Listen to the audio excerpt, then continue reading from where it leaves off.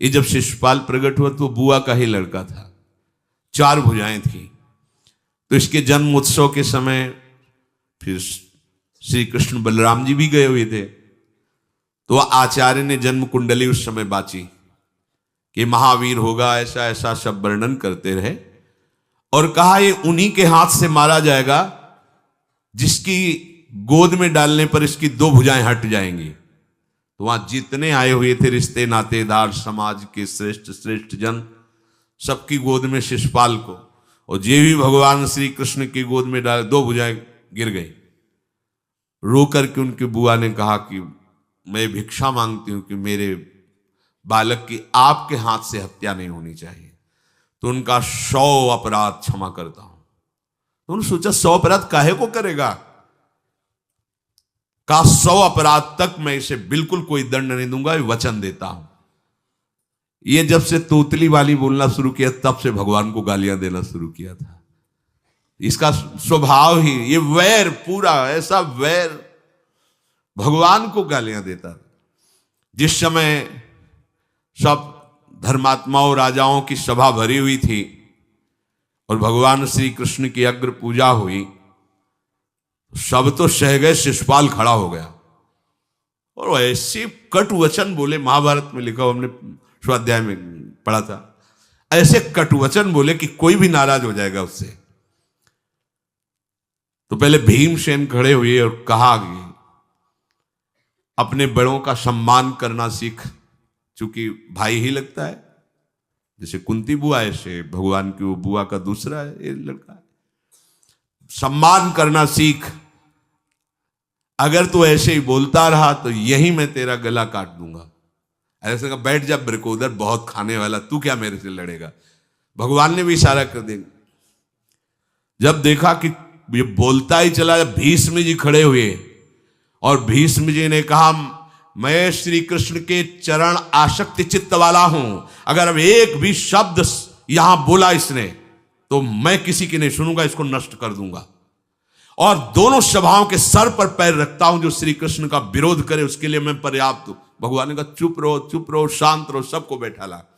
वो गिनती शुरू किए थे, 98, 99 का शिशुपाल सावधान, जो तुम्हारी माता को वचन दिया था बस एक शब्द रह गया है, आगे मुझे दोषी कोई न ठहराए। 100 तक क्षमा करने की बात कही थी। जे ही, वो तो रुकने वाला थोड़ी था, जे ही आगे बोला, सुदर्शन जी के द्वारा उसका वो परम उद्धार हुआ जो बड़े बड़े ऋषि मुनियों के लिए बड़ा दुर्लभ पद कहा गया है। गोपीजनों ने सौंदर्य माधुर्य निधि भगवान को अपना कांत माना, प्रीतम माना। एक ही वृत्ति, कितनी गजब की वृत्ति गोपीजनों की है कि सब कार्य करते हुए कृष्णाकार वृत्ति है। बेचने दही जा रहे हैं, बोल रहे कोई कृष्ण ले ले, दामोदर ले ले, माधव ले ले। कैसी वृत्ति है, देखो कैसी उच्च कोटि की अवस्था है। किसी भी भाव से हमारे प्रभु से जुड़ जाए तो इच्छा द्वेष दोनों से वो मुक्त हो जाए। और जब तक ये ठीक है, ये बेठीक है, इस तरह के द्वंद्व तुम्हारे हृदय में बने रहेंगे, तब तक मूढ़ता रहेगी और उससे पतन होता रहेगा। संसार का संबंध दृढ़ होता है इच्छा से। बहुत सुंदर बात है, संसार का संबंध दृढ़ होता ही है इच्छा से। इच्छा खत्म, संसार का संबंध खत्म। कितनी बढ़िया बात है। पर हम भागे घूम रहे हैं इच्छाओं की पूर्ति के लिए। जब एक बता दिया कि समुद्र है भगवान, जो चाहिए इन्हीं से क्यों नहीं, पर इनसे मिलने के लिए भी तुम्हें शराब छोड़ना पड़ेगा, तुम्हें मांस छोड़ना पड़ेगा, व्यभिचार छोड़ना पड़ेगा, गंदे चिंतन छोड़ने पड़ेंगे। वो राजी नहीं हो तो करो पाप और चाहो सुख। ऐसा कैसे हो सकता है? यही है जीव की परेशानी, यही है। वो ये चाहते हैं कि हे संत महात्मा, हे भगवंत, हमको छूट दो, हम खूब गंदे आचरण करें और आप हमसे सेव संतरा रुपया पैसा ले लो और आप ऐसा आशीर्वाद दो कि हमारी उन्नति होती रहे, दुख न मिले, हमें सुख ही मिलता है। कभी स्वप्न में भी नहीं हो सकता। तब लग कुशल न जीव कहूं, सपने हूं मन विश्राम, जब लग भजत न राम कहूं, शोक धाम तज काम। ये दुखों का खजाना काम अर्थात इच्छा, इसका त्याग करके भगवान की शरण में होकर जब तक नाम जप नहीं करोगे, स्वप्न में भी तुम्हें विश्राम नहीं मिलेगा। और नाम जप एक गंदे आचरण करने वालों के हृदय में नहीं हो सकता। नाम परम पवित्र है। ये तभी होगा जब आपका खान पान सात्विक हो, आपका वातावरण सात्विक हो, आपका बोलना उठना बैठना सब सात्विक हो, तब नाम भगवान कृपा करेंगे आपकी जिह्वा। फिर कौन सी इच्छा रह जाएगी? कौन सी इच्छा रह जाएगी? अरे आप विश्वास कीजिए, ये जितनी इच्छाएं हैं सब स्वाप्निक हैं। जब आप सच्चा विवेक धारण करेंगे तो आपसे पूछा भी जाएगा कि जबरदस्ती केवट से कह रहे ले लो, वो कह रहा आप कछुनाथ न चाहिए मोरे, नहीं चाहिए। प्रहलाद जी कह रहे हैं वरदान मांगो, हमारी आज्ञा का पालन करो, तो कह रहे हाँ आपकी आज्ञा का पालन करता हूं, हे नाथ मुझे यही वरदान दीजिए कि आपसे भी कोई इच्छा न रहे। ये वरदान मांगा कि आपसे भी कोई इच्छा। आप सोचो क्या है ऐसा भागवती रस कि जिसको वो मिला तो भगवान से भी कह देते। और भक्त तो बड़े विचित्र विचित्र है, वो भगवान से कहते तुम्हारी इच्छा क्या है प्यारे, बोलो हम पूर्ण करते हैं। तुम्हारी इच्छा क्या है? हमारी तो कोई इच्छा ही नहीं, आप बोलो आपकी इच्छा क्या है, आप क्या चाहते हो, मैं कैसे आपको रिझाऊं। ये जब कामना को लेकर के मनोवृत्ति का प्रवाह संसार की तरफ होता है, तब ये कामना ही हमें राग द्वेष में बांध देती है। जो महापुरुषों ने उपासना करके शास्त्र स्वाध्याय करके अनुभव किया है, उसे ध्यान से सुनो। इच्छाओं से बचने का उपाय, इच्छा ही आपके बंधन का कारण है, इच्छा ही जन्म मरण का कारण है। इच्छाओं से बचने का उपाय, कर प्रमाद मत बनो आलसी, करो सुचारु रूप से काम, अपना काम स्वयं करने में लाज बड़प्पन तजो तमाम। पहली बात, शरीरधारी को किसी दूसरे शरीर से अपने शरीर की सेवा तब तक नहीं लेनी चाहिए जब तक बीमार ना हो जाए, असमर्थ ना हो जाए, चाहे गृहस्थ में हो चाहे विरक्त में हो। ध्यान दीजिए, आप चाहे आपकी पत्नी हो, पुत्र हो, परिवार हो, आप उनके सेवक हैं, क्योंकि वो सब प्रभु के जन हैं। इस भावना से रहोगे, कभी नाराज नहीं होगे, कभी गुस्सा नहीं आएगा, कभी झगड़ा नहीं होगा। अगर आप अपने को ये माने कि प्रभु मेरे इस रूप में आए हुए हैं, मुझे अपने कर्तव्य का पालन करना है, तो कहीं झगड़ा नहीं हो सकता। तुम जो कर रहे हो तुम्हारा कर्तव्य, हमारा कर्तव्य है कि हम पति पुत्र परिवार आदि जो भी है ये हमारे भगवान का स्वरूप है। मैं आप समझो वही भगवत साक्षात्कार, पर ऐसा कौन मानता है। अच्छा, साधु वेश में ये जरूर सावधानी रखनी चाहिए, ध्यान देकर सुनिए। जब तक आपका शरीर स्वस्थ है, आप किसी से किसी भी प्रकार की सेवा स्वीकार न करें। भिक्षान्न के सिवा कोई भी सेवा स्वीकार न करें। अपने शरीर की सेवा तब तक करें जब तक आपका शरीर असमर्थ नहीं हो जाता। असमर्थ हो गए तो फिर हरि ही करें आकर स्वयं, या किसी को भेज दें, उनके बस की बात है। देखो माधवदास बाबा की लंगोटी स्वयं श्री ठाकुर जी महाराज धो रहे हैं। तब तक हमने अपने बड़े संतों को देखा है, बिल्कुल किसी भी तरह की कोई सेवा नहीं स्वीकार करते। अपनी दिनचर्या अपने हाथ से, अपने शरीर की पूरी। आपको क्या हो गया है? आप भी वैसे ही चलो जैसे गुरुजन चले हैं, भिक्षान्न के सिवा। आप अपनी किसी भी तरह की सेवा किसी से मत करवाइए। आप देखो इच्छाओं का दमन होना शुरू हो जाएगा, यहीं से इच्छाओं का दमन शुरू हो जाता है। आप सच्ची मानिए, ये जो आप शरीर सुख की आकांक्षा से दूसरे से सुख लेने की इच्छा करते हैं, यही तुम्हारे बंधन का कारण है, यही तुम्हारी दुर्गति, यही तुम्हारी कमजोरी है। जब तक शरीर स्वस्थ रहे, किसी से किसी भी तरह की सेवा मत लो, और अधिक से अधिक सेवा करने का भाव रखो। सुधार, हमें सेवा करना है, सेवा लेना नहीं है। जब तक सेव्य का साक्षात्कार ना हो जाए या शरीर असमर्थ ना हो जाए, तब तक ये नियम दृढ़ रखना चाहिए। गुरुजनों को भी देखा, श्री जी की सेवा कर दो, रसोई के से बाहर शरीर सेवा में कभी भी नहीं। कभी धोखे से ऐसे वस्त्र आदि रह गए और महाराज जी अनुपस्थित धो के जल्दी से फैला दिया तो भी डांट लगी, ऐसा क्यों किया? नहीं रखे थे महाराज जी, हमने ऐसा कर दिया। नहीं, जब तक हम कहें नहीं तब तक नहीं। आज भी सरकार अपने ही हाथ से श्री जी को भोग लगा के ही, सब हैं पर वो अपने ही हाथ से 2 रोटी भोग बना के। देखो बुजुर्ग संतों को, बड़े महापुरुषों को हमने देखा है अपने शरीर, जब तक शरीर में सामर्थ्य है तब तक, ये महापुरुषों का आदेश है, अपना काम स्वयं करने में लाज बड़प्पन तजो तमाम। अपना काम करने के लिए आप किसी को भी आदेश मत करें, किसी की भी सेवा स्वीकार न करें।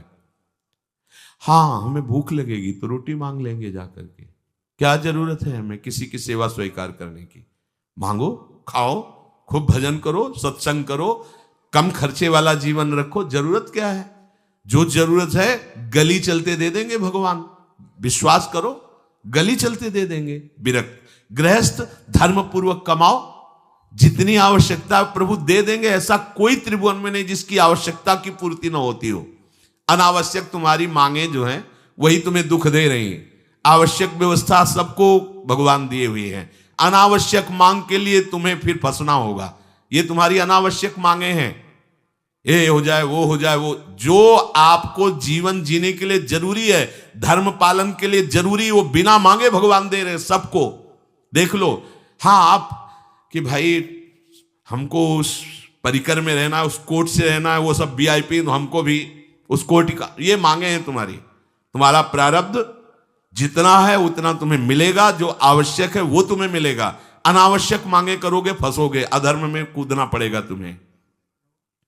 हाथ पैर सब साधन प्रभु ने दिए, दया कर तुम्हें समान, फिर क्यों उनसे काम न लेते, क्यों रखते हो झूठी शान।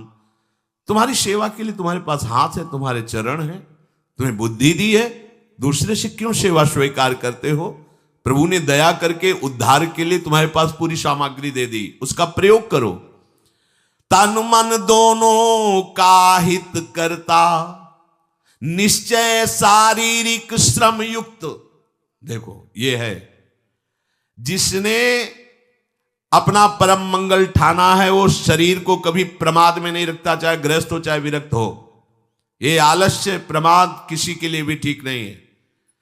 नियत समय तक सो जाओ, इसके बाद खूब मेहनत करो, चाहे गृहस्थ हो चाहे विरक्त। विरक्त हो तो खूब नाम जप, वाणी पाठ, ब्रह्मचर्य से रहना, आसनों में बैठना, हाँ सेवा करना, शारीरिक श्रम नहीं, खूब सेवा करो, धाम की सेवा करो, नालियां साफ करो, गलियां साफ करो, जो सेवाएं में इसे श्रम करो। ब्रह्मचर्य पचाने के लिए श्रम भी तो होना चाहिए। श्री जी की प्राप्ति के लिए मन वचन कर्म से श्री जी के चरणों का आश्रय लेकर के जितना आप अन्न डालते हो उतना आप इसका प्रयोग करो शरीर का। इससे ममता मत रखो। खूब धाम, पुराने संतों को देखो, सोहनी पकड़े कहां कहां तक परिक्रमा में लगा। हमने देखा है एक हरिदासी महात्मा थे, पीछे पानी घाट की तरफ उनकी छोटी सी कुटिया, किलोमीटर तक ऐसे ही सोहनी लगा रहे। वृद्ध वृद्ध महात्मा सेवा करें। अपने लोग जवान महात्मा होकर, शरीर स्वस्थ होकर, बेइज्जती सम, अगर सोहनी पकड़ के खड़े हो जाओगे गली में तो आपको लगेगा अपनी बेइज्जती हो रही है। वाह, कितनी बड़ी इज्जत है हमारी। स्वामिनी के महल की वीथियों में सोहनी लगाने में तुम्हें बेइज्जती लग रही, और आचार्य चरण याचना कर रहे हैं। यत्किंकरीषु बहुशा खलुका कुवाणी, नित्यम परस्य पुरुषस्य शिखंड मौले, तस्या कदापि रसनिधेर वृषभानुजायास, तत्केल कुंज भवनांगण मार्जनीश्याम। लाडली जो ऐसी कृपा करो कि आपके वृंदावन धाम में कहीं सोहनी लगाने वाली, पोछा लगाने वाली मैं बन जाऊं। मांग रहे हैं। एक से कहा भैया चाहे जितना बुरा प्रारब्ध हो, यहां जो भगत आते हैं उनके जूते साफ कर दिया करो, प्रारब्ध खत्म हो जाएगा। भाई आप समझो ये वो दवा है जो बेजोड़ है, इसे कोई काट नहीं सकता। अच्छा अगर ऐसे न समझो तो हम आपको समझा रहे हैं। गुरुद्वारे में चले जाओ, चाहे जितना बड़ा अधिकारी हो, सबसे पहली जोरी सेवा यही होती है, पादुका की सेवा करो। समझे में नहीं आ रहा तुम्हें? अरे जिसे हम हंसते हंसते कह रहे हैं वही तुम्हारे बंधन काटने का कारण बन जाए, यदि मान लो बात। पर वो हम जूता साफ करेंगे नहीं, मन से हम कितने गंदे हैं ये हम नहीं देख पा रहे हैं। वो तो बाहर वृंदावन की रज उनमें पादुका में लगी, छोटी मोटी बात नहीं है। पादुका जो रखी है ये बंधनी है, आप इनको ऐसे साधारण जूते मत समझ लो, ये रज में चलते। एक दिन एक ब्रजवासिनी माई रोटी रखे, उसके ऊपर पादुका रखे, एक हाथ में लाला लिए और एक हाथ में जल का ऐसे लिए, जारे उनका अभ्यास ऐसा। अब पादुका पहन के चलने में परेशानी होती थी, तो कोई एक संत थे और बाहर से आए हुए थे, तो हंस दिए हैं कैसे बावरी रोटी के ऊपर जूता लगा। ऐसे मतलब कितने साल हो गए ब्रजवास करते हुए, वह कई वर्ष हो गए। अरे ये वो जूती नहीं है जो साधारण जूती है, वृंदावन बरसाने की रज लगी हुई, इसमें ये रज लगी हुई है। तुझे रज नहीं दिखाई दे रही, जूती दिखाई दे, क्या ब्रजवास कर रहा है, डांट के चल दी। ये समझो, हम कहें कि जूती साफ करो तो हम जूती साफ करेंगे, और ये है कौन सी जूती साफ में, क्या रज है। वृंदावन बरसाने सब जगह घूमते रहते हैं ये महाभागवत जन। अगर इनकी ये गृहस्थ विरक्त मत देखो, सब लाडली जी के लाडले हैं जो यहाँ आए हुए हैं। अगर हम उनकी पादुका साफ करेंगे तो हमारा हृदय साफ हो जाएगा। पर कोई मानता कहाँ है। अपनी सेवा स्वयं करो और दूसरे की सेवा मिल जाए तो जैसे लोभी आदमी के सामने धन फेंक दे तो कैसे भागता है, ऐसे आपको होड़ लगनी चाहिए कि ये आदमी इतना न कर पाए जितना हम सेवा करें। परमार्थ में शरीर पोषण नहीं, परमार्थ में शरीर की धज्जियां उड़ानी है, अहंकार की, देहाभिमान की। राखे अपने को सदा भगवत सुमिरन लीन, सुने न जग के दोष गुण, करे न चित्त मलिन। सदैव अपने को ये देखता रहे कि प्रभु का सुमिरन चल रहा है कि नहीं अंदर। ये बहुत बड़े काहे की परेशानी, हम तो यही समझ नहीं पा रहे कि इतनी झंझटें लेकर कैसे घूम रहे लोग। अगर हृदय में राधा राधा चल रहा है, आप व्यापार कर रहे हो, नौकरी कर रहे हो, गृहस्थ हो, विरक्त हो, जो भी, अब आपको चिंता क्या होनी चाहिए। देखो ना, थोड़े दिन ऐसे चल के देखो, हर कार्य बहुत अच्छा होता है जब भगवत सुमिरन पूर्वक आप एकाग्रता पूर्वक कार्य करें, हर कार्य में आपको आनंद आएगा। पर वो तो शरीर पोषी, जैसे आग जलने में फफोला पड़ जाता है ना, उसको बहुत संभाल के रखते हैं, ऐसे देहाभिमानी साधक भी होते हैं। कोई कोई इतना शरीर को सजा के, इतना संभाल के कि लगता है यही भगवत प्राप्ति है इनकी, कि इनके शरीर बिल्कुल ऐसे नहीं। संतों ने देखो ना कैसे अपने शरीर के राग का त्याग किया है, गुरुजनों की आज्ञा में तत्पर होकर धज्जियां उड़ा दी देहाभिमान की, तब उनको परम पद प्राप्त हुआ है। अपने शरीर का राग रखने वाला परमार्थ में कैसे चल सकता है। कब तक फंसे रहोगे विषयासक्ति वासना में हो दीन, अरे कब तक मन में भरे रखोगे दुर्विचार दुर्भाव मलिन। जिन भोगों के लिए हो रहे तुम लालायित सुखमय जान, यही घोर दुख उपजाएंगे, बढ़ जाएगा अज्ञान। इसलिए छोड़ो सब आशा ममता आसक्ति कामना मद अभिमान, एकमात्र शरणागत होकर भजो निरंतर राधे श्याम। प्रभु की आसक्ति हृदय में धारण करो। यही समझ में नहीं आता। चले हो राग त्यागने के लिए, पोषण कर रहे हो शरीर राग का, कैसे बात बने। चलो कोई विषय संसारी है तो लगता है अभी बेचारा है। आप लोग बेचारों की लाइन में थोड़ी हो, आप लोग बेचारों की लाइन में नहीं हो। आप जितने भी, चाहे गृहस्थ हो चाहे विरक्त हो, धाम आ गए हो, दीक्षा ले ली है, शास्त्र स्वाध्याय करते हो, सत्संग, आप बेचारे हो, आप भगवत पार्षद हो। पर आप अपने स्वरूप को समझो, ये अंदर की बातें सुधारो। आगे कह रहे हैं कि सुने न जग के दोष गुण, करे न चित्त मलिन। अपने भगवत चिंतन में मगन रहो। कोई तुम्हें यदि किसी की निंदा आदि सुनाने लगे तो उसे मत सुनो। पूछे कछु कछुए कहे, को आए के पास, सुन ले कछु बोले नहीं, सब ते रहे उदास। पर निंदा पर दोष के कथन सुनन में लोग, जो आनंद अनुभव करें तो लहे नरक के भोग। तुम्हारे पास आकर कोई तुम्हें दूसरे की निंदा सुना रहा है, और अगर तुम्हें हर्ष हो रहा है, कैसी बात, कोई नामदाता सदगुरु की निंदा करे तुम सुन लिए, कैसे तुम्हारे इस पाप का प्रायश्चित होगा। सुनने और कहने वाले दोनों को एक ही दंड मिलता है बराबर। तुम अपने गुरुदेव की निंदा सुन ली, तुम अपने आराध्य देव की अवहेलना की बात सुन ली। उपासना नहीं है, कहीं देहाभिमान है कि हम तो गुरु से श्रेष्ठ है ना, गुरु जी की निंदा होती हमारी वंदना हो रही। परिणाम में लड्डू मिलेगा, खा लेना, परिणाम पक्का। पर निंदा के कीते आवत नहीं कछु हाथ, मूरख पर्वत पाप को ले चल अपने साथ। वैष्णव निंदा, भक्त निंदा, गुरु निंदा, ये तो बहुत ही भयानक है। भक्तन निंदा अति बुरी भूल करे जिन कोय, किए सुकृत बहु जन्म के क्षण में डारे खोए। कह रहे जो दूसरे की निंदा सुनने में आनंद का अनुभव करता है उसको भोग मिलेगा। काहे का? बोले नरक का भोग मिलेगा। इसलिए जो तुम्हें ऐसी बातें सुनाने के लिए उत्साहित हो उनसे उदासीन रहो, अर्थात उनसे कोई परिचय नहीं, कोई अपनापन नहीं। हाथ जोड़कर कह दे कि आज तो आप कृपा करके आ गए हो, आगे कृपा करके कभी मत आना। नहीं, आज हम आपका स्वागत नहीं कर रहे, आगे स्वागत करेंगे तो आप सह नहीं पाओगे, इसलिए आप कृपा करके आगे मत आना। हम आपके पास गए नहीं, आप आकर हमारे गुरु की, हमारे इष्ट की अवहेलना की बात करोगे तो आज क्षमा करते हैं, चले जाइए, दोबारा मत आना। चाहे कोई भी हो, तुम्हारी निष्ठा में इतनी ताकत है वो झुक जाएगा, उसकी सामर्थ्य नहीं कि वो आगे आ जाए। अगर हमारे कोई इष्ट की, आचार्य की या किसी भी नाम जापक की कोई निंदा करता है, हम सुनते हैं और उसे सुख मानते हैं, तो कह रहे हैं उसको नरक का भोग मिलेगा।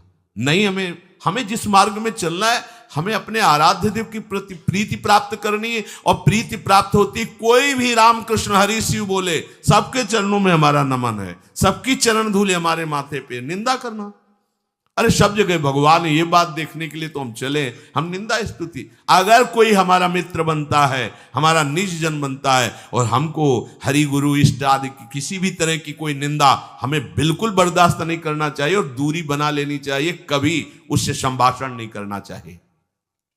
कहे न अपनी बात कछु, सुने न पर की बात, एक निष्ठ प्रभु में रहे, बसो सदा दिन रात। अपने हृदय की भक्ति की बात सहसा किसी से ना कहे और ना किसी की बात सुने, क्योंकि हमें अपनी आचार्य निष्ठा, गुरु निष्ठा से चलना है। आप अपनी निष्ठा से चल रहे हो, हमारे काम की है नहीं, क्योंकि अब हम बदलने वाले हैं नहीं, तो तुम्हारी निष्ठा से हमें कोई परिवर्तन होने वाला नहीं। और हम अपनी निष्ठा की बात तुमसे इसलिए नहीं कहेंगे कि वो तो इष्ट मिले और मन मिले, मिले भजन रस रीति, तब वो बात कहनी चाहिए, ऐसा किसी से नहीं। तो क्या करे, एक निष्ठ होकर अपने आराध्य देव में दिन रात लगा रहे। ये बहुत जने, बहुत जगह जाना, बहुत लोगों से व्यवहार करना, ये सब भजन में बाधक बात है। समिट जाओ, अपनी लाडली लाल को दुलार करो, नाम जप करो, धाम वास करो, बहुत बहुत जो है, हाँ दर्शन कर आओ। नहीं, एकांत वास करो, प्रभु खुद आके दर्शन दे देंगे, मान लो विश्वास। अगर आपका भजन ठीक चल रहा है, सही मार्ग चल रहे हो, तो दर्शन वाली बात ही हट जाएगी, क्योंकि फिर वो समा जाते हैं, हृदय में समा जाते हैं, नेत्रों में समा जाते हैं, मन में समा जाते हैं। आनंद की उमगन में कभी गए, आंख लड़ा ली प्रभु से, नहीं तो आंखों में ही बसे रहते। पी मूर्ति नयनन बसे, ते ही रस रहाए समाए। राग रोष दुख दोष में जग सो रहे सचेत, काहू सो न करे कबो वैर भाव अरुहेत। कोई इच्छा न रखो तो तुम्हें कभी क्रोध नहीं आएगा। इच्छा राग ही द्वेष को उत्पन्न करती है। इन दोनों से सचेत रहो, ना किसी से तुम्हारा द्वेष होने पावे न राग। कभी किसी से किसी भी तरह अगर झगड़े का, लड़ाई का अवसर आता है तो हाथ जोड़कर निकल जाओ, झगड़ा मत करो। उससे ये होगा कि आपकी वृत्ति बच जाएगी, नहीं तो वृत्ति द्वेष पूर्वक बार बार उसका चिंतन करेगी जब भजन में बैठोगे, और उसके प्रति अशांति, जलन पैदा हो जाएगी। सब सो न्यारो होई रहे, पर खारो हु नहीं होए, सबकी सब कुछ सहे नीति, वो प्रभु को प्यारो होए। समझो बात, सबसे अलग रहो, किसी से अपना मन मत मिलाओ, केवल मन नाम से मिलाओ, प्रभु से मिलाओ, गुरुवाणी से मिलाओ, पर किसी का अपमान मत करो, किसी के लिए ऐसा कड़ुआ वचन मत बोलो कि उसके हृदय मंदिर में बैठे भगवान हैं, उसका हृदय दुखी हो जाए। सबकी सब कुछ सह लेता है जो कोई, वही प्रभु का प्यारा होता है। करे न जग चर्चा कबों, रहे सदा चुपचाप, रही इंकित निज भजय प्रभुता को सेवें आप। जो जगत की कभी भी चर्चा नहीं करता, मौन धारण करके केवल प्रभु के चिंतन में मगन रहता है, उसका भार प्रभु ले लेते हैं, उसकी सेवा आप स्वयं करते हैं। प्रभु किसी न किसी रूप में आके उनका भरण पोषण करते हैं। पै प्रभु के रस प्रेम की निर्मल गोपन बात, कहे न काहू सो कबों, सहे सकल आघात। भजन में जो तुम्हें आनंद आ रहा है, जो तुम्हें स्वप्न में कोई अनुभूतियां हो रही या प्रगट में कोई अनुभूति हो रही, कभी भी किसी से भी वो बात ना कहे, क्योंकि ऐसा कहने से तुम्हारे भजन में विघ्न पड़ जाएगा। सारी की सारी बातें पचा लो। जैसे तुम गुप्त रूप से गलतियां करते हो, कभी नहीं बोलते हो, लेकिन कोई भी भागवती की अनुभूति छोटी सी भी होगी तो सभा में बोलने का मन होगा, क्योंकि उससे हमारी प्रशंसा होगी, अहंकार का पोषण होगा। बिल्कुल नहीं। भजन संबंधी कोई भी आनंद की बात, कोई भी भगवदानंद अनुभूति कभी किसी से न कहे, एकदम छुपा जाए। अगर कोई ऐसा कि हमने तो ऐसे लक्षण आप में देखे, हाँ नहीं ये तो ऐसे ही तुम्हें हंसुआ, हमारे अंदर ऐसा कुछ नहीं। कोई भी भागवतिक वृत्ति कहीं अपने में आरोपित करके प्रदर्शन का कार्य न कर दे। सह न सके पिय की तनिक निंदा, जो कहूं होए सहज त्याग सर्वस्व करी, डारे निज को खोए। यदि अपने आराध्य देव की कोई निंदा कर रहा हो तो वहां सहन न करे। सही न सके पिय की तनिक निंदा, जो कहूं होए। संत शंभु श्री पद अपवादा, कही सुनीतास मर्यादा, काटी जीव तासु जो बसाई, श्रवण मुनि न चले पर आई। यदि हमारे कोई आराध्य देव गुरुदेव की निंदा कर